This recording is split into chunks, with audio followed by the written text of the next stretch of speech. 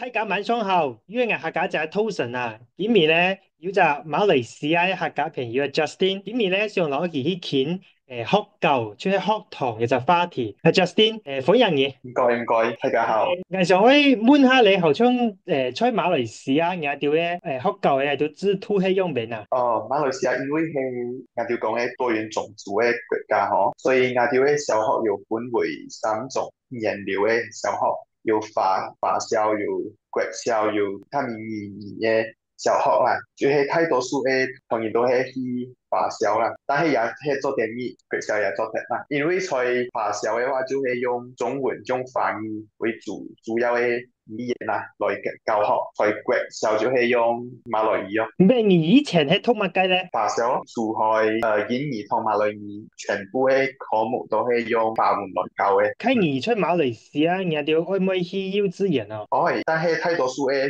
私人嘅幼稚園啊，冇強制嘅，但係大多數要去啊，唔去嘅話，好難嘅，要從頭開始。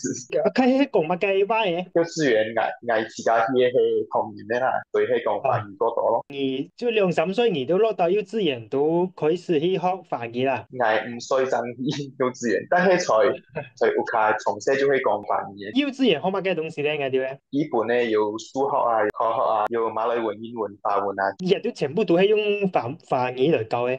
除開英語、馬來語咯，英語、馬來語喺就老師解釋嘅時候，也係用法文啊。哦，所以馬來文科嘅老師也係同源，誒，佢哋英語老師也係同源。嗯，哦，佢而家同學咧全誒，部都係同源。太多數啊，但係也有馬來語，但係少數啦。佢而家係讀小學嘅千時咧，而家係早前可以幾多點鐘到學校咧？早時差唔多係7點15分嚟用，7點15分開始愛晨讀，等下就係7點半開始上課咯。讀乜嘅東西咧？在小學嘅時候，拜二同拜3係讀英文嘅 vocabulary 啦，拜2同拜4係讀馬來文嘅 vocabulary 咯。拜5嘅話，早前7點15分係讀一隻弟子規啊，法文嘅，每年都唔同啊。小學係每個禮拜二有一隻小會啊，要唱國歌，要唱小歌，要唱學校嘅歌。佢咪可以唱沈少歌咯。係啦，都有人用。中學也係要分嘅，中學嘅都要國民中學用馬來文嚟教學，也有國民型嘅中學，國民型就大多數係講法文嘅，也有即係同年嘅脫離中學。但係我讀嘅係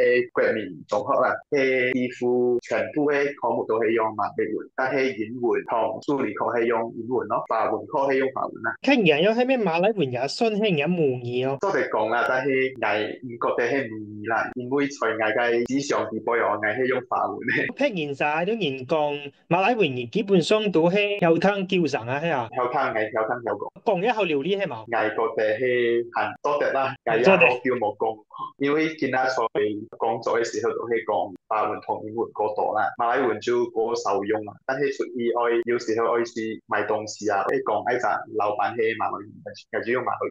跟住呢度印度人咧，而攞佢喺講馬來文係講乜嘅咧？馬來文也有，英文也有。通常嚟講，印度人咧馬來文同英文都有比同人嘅過好，因為也就有3種小學係嘛。但係印度人也就嘅小學冇咁多，所以也就有一部分嘅人係去國民小學，也就過就開始學，開始講啊。同然出去學校就係有學，但係冇一個環境去講去練習啊。係咩？基本上多數馬來西亞人都有講英文咧。多數係啦，但係講到流利就唔見啦。